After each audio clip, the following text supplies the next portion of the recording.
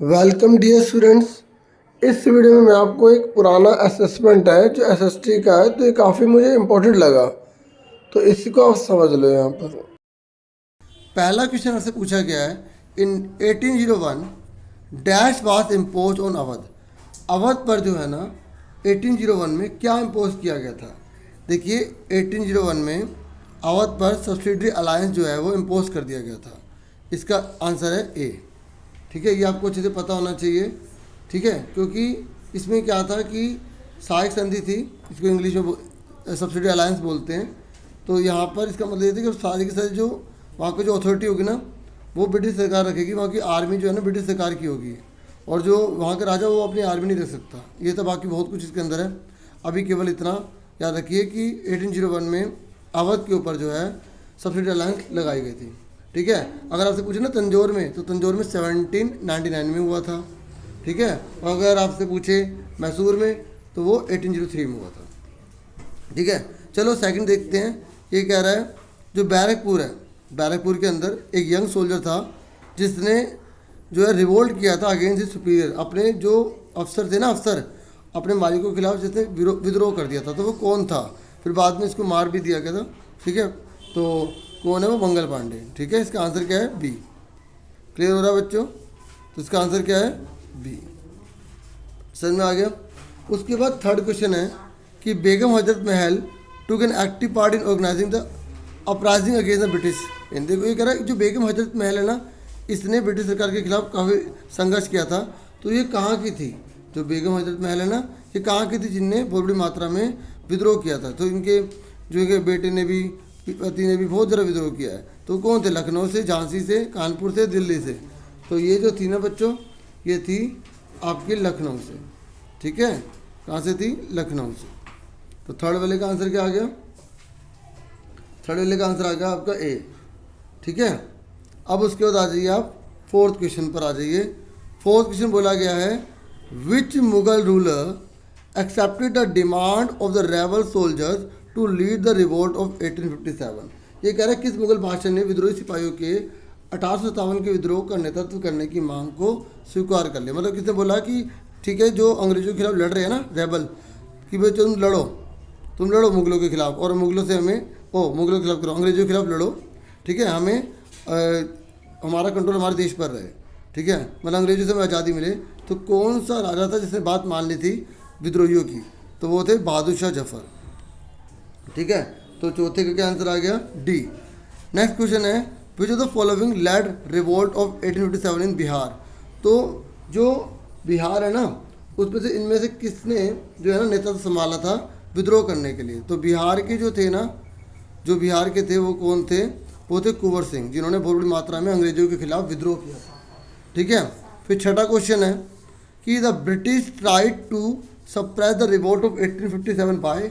जो अंग्रेज थे ना, उन्होंने जो विद्रोही मतलब जो हमारे देश के जो लोग हैं ना, अंग्रेजों को भगाने के लिए जो लड़ाई लड़ रहे थे, तो उनको दबाने के लिए अंग्रेजों ने, ठीक है ना, किस किस चीज़ का सहारा लिया। तो उन्होंने फोर्स का भी इस्तेमाल करा। ठीक है, बल का प्रयोग करा, मतलब आर्मी का इस्तेमाल करा, हथियारों का इस्तेमाल करा, और रिवार्ड भी दे दिए जो लोअर लैंड लॉर्ड्स थे या लैंड होल्डर्स थे। लैंड होल्डर्स वो होते जो बड़े बड़े ज़मीन के मालिक थे, जिन्होंने अंग्रेजों की गुलामी को स्वीकार करा था, क्योंकि उनको बहुत बेनिफिट मिल रहा था, उनको बड़ी बड़ी ज़मीन की जागीरें मिली हुई थी, बहुत सारे राइट थे, तो वो आराम से अंग्रेजों की बातों में आ गए थे। ठीक है, तो इसका आंसर क्या है, सी। समझ में आ गया।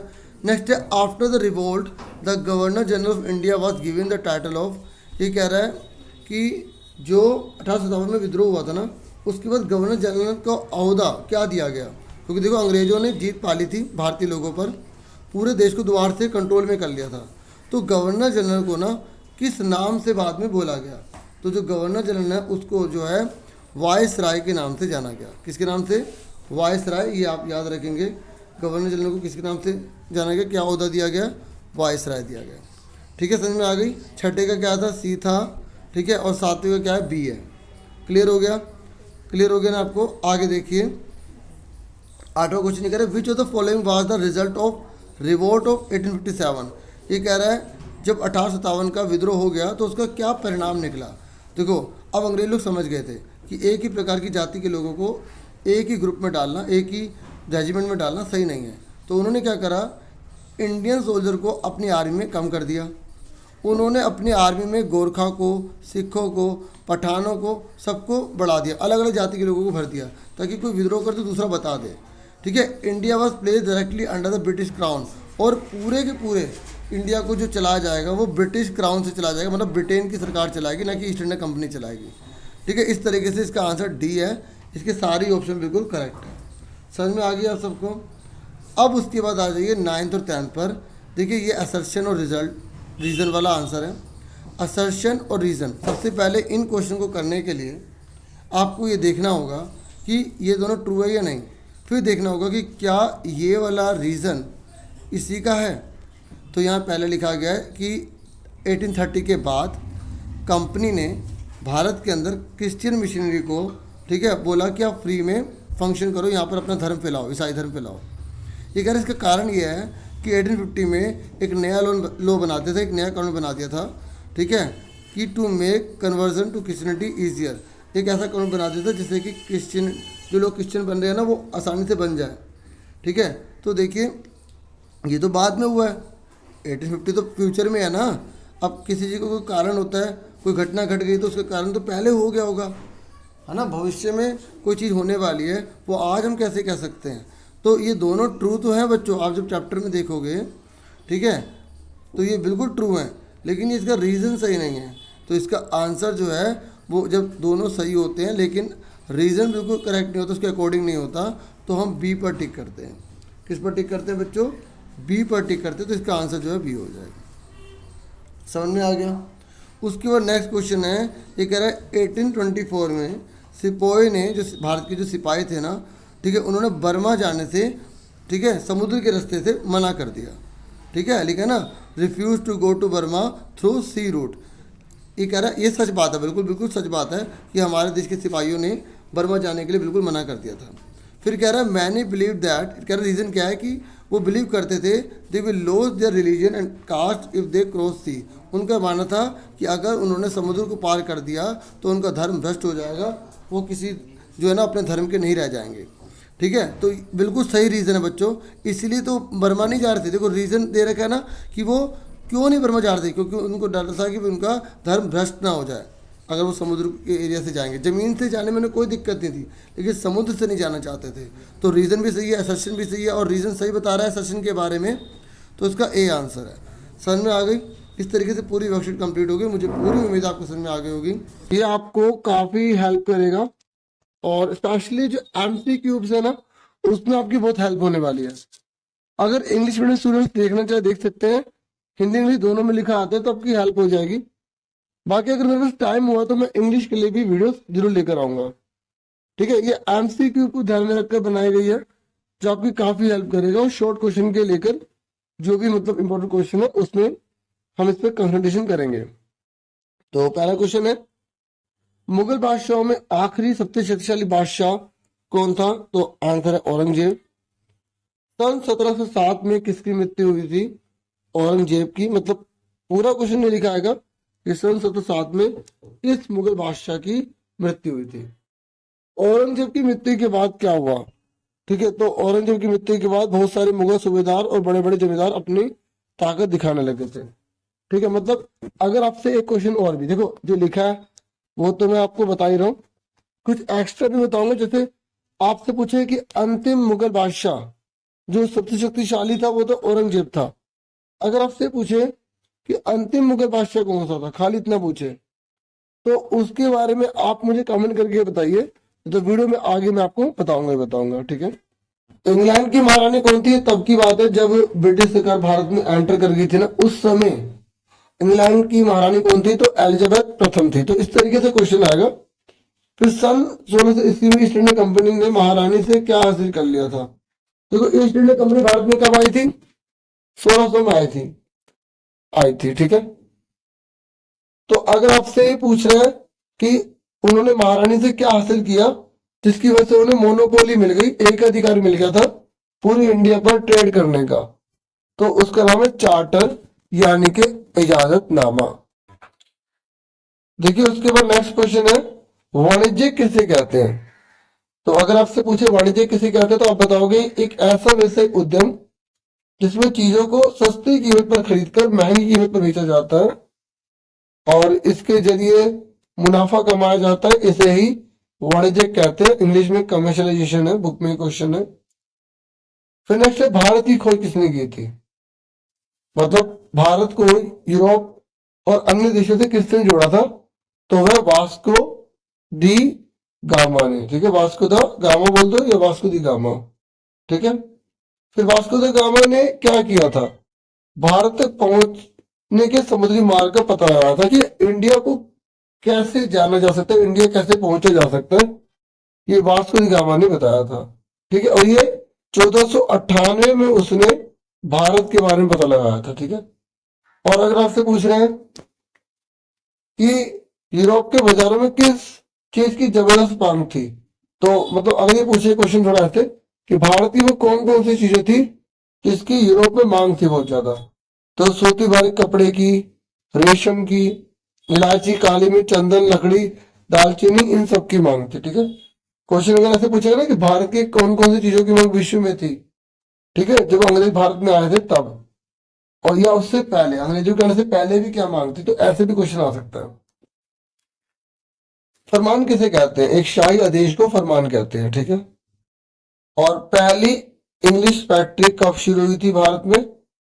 1651 में हुई थी, और ये हुगली नदी के किनारे हुई थी, हुगली नदी के किनारे, और यहाँ पर बंगाल के अंदर है हुगली नदी। ठीक है, जैसे नीचे लिखा है, पहले इंग्लिश फैक्ट्री कहाँ पर शुरू हुई थी? हुगली नदी के किनारे बंगाल में। फैक्टर किसे कहते हैं? देखो आप ये लिखेंगे, अगर पूछ लिया ना फैक्टर किसे कहते हैं, तो आप बताओगे कि जब अंग्रेजों ने 1651 में हुगली नदी के किनारे भारत में अपनी फैक्ट्री खोली थी ना, तो कंपनी के जो व्यापारी है यहीं से अपना काम चलाते थे।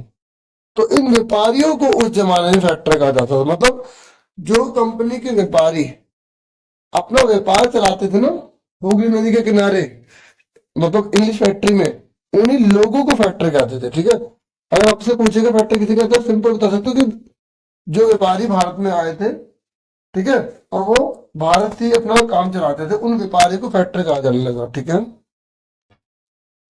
फिर अगला है, मुर्शिद कुली खान के बाद कौन आया? मतलब जब देखो भारत में अंग्रेज आए तो उसके बाद वाजिद अली शाह, ठीक है, और अली वर्दी खान, तो ये इस तरीके से सिराजुद्दौला, तो ये बहुत सारे व्यक्ति जो भारत में राज कर रहे थे। तो जब मुर्शिद कुली खान हट गया तो उसके बाद कौन आया था? अली वर्दी खान आया था। अली वर्दी खान की मृत्यु कब हुई थी?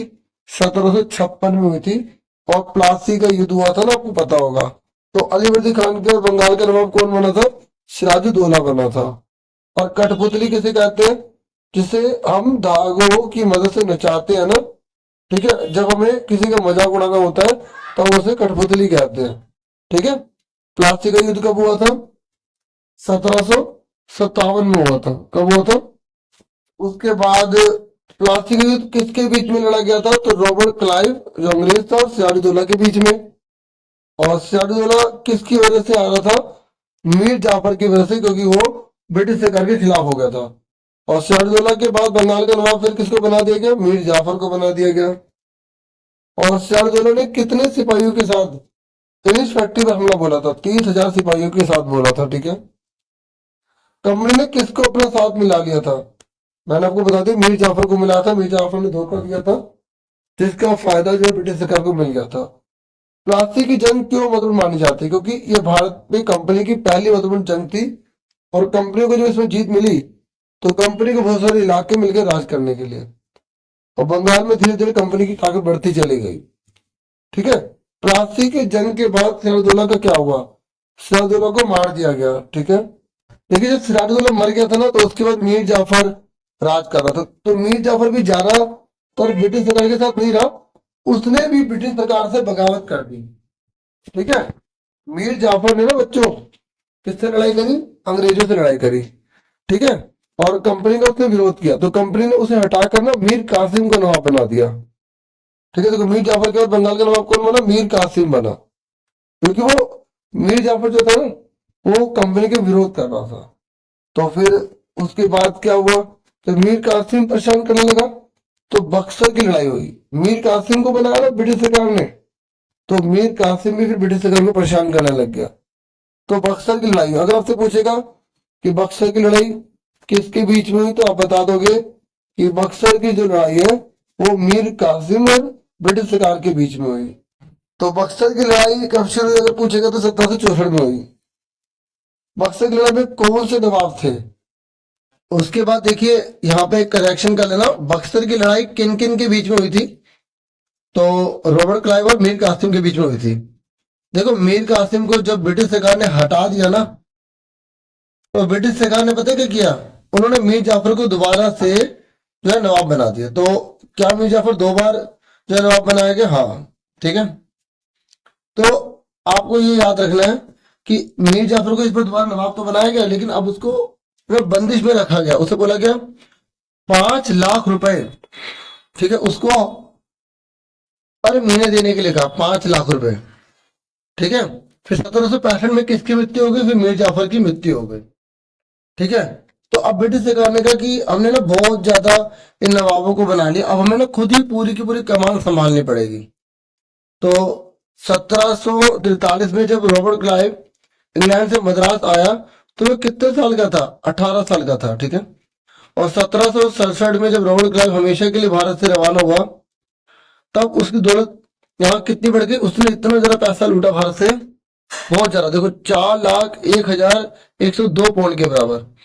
और जब ब्रिटेन में उस पर केस चला ना भ्रष्टाचार का, तो उसने 1774 में आत्महत्या कर ली, सुसाइड कर लिया, ठीक है।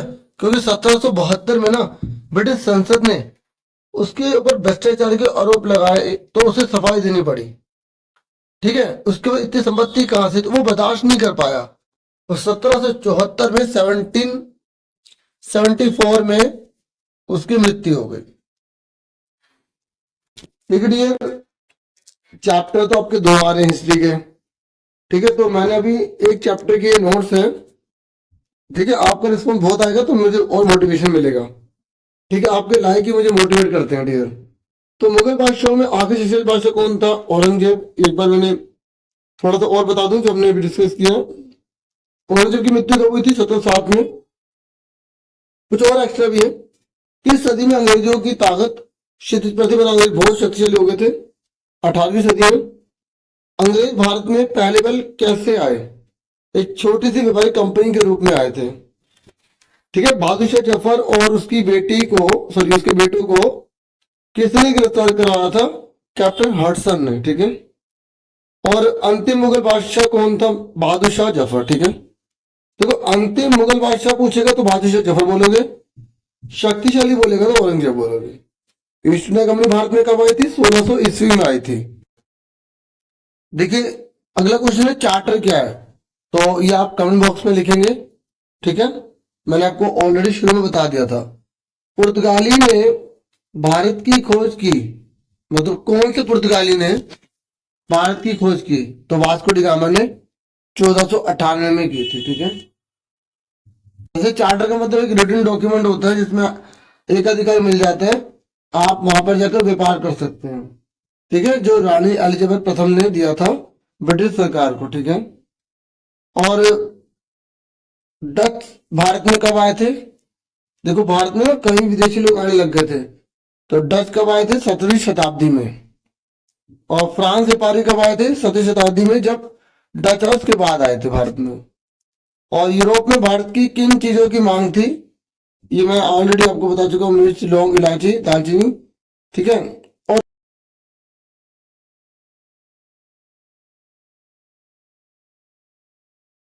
वीडियो को लाइक, चैनल को सब्सक्राइब कर देना और ज्वाइन कर लेना। Thank you for watching and take care students.